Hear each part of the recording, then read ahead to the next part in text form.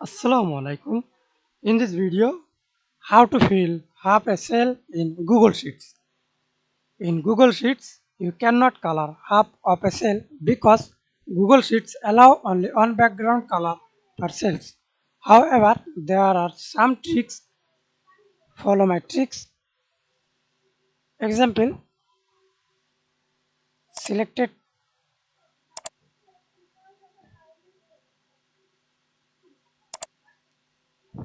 go to View tab, remove grid line and select two cells.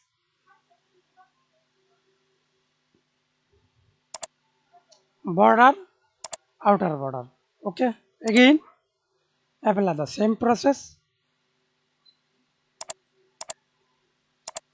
Click single cells and color example yellow, blue.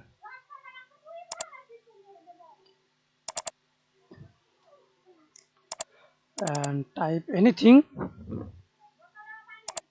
fit cells, increase the text size.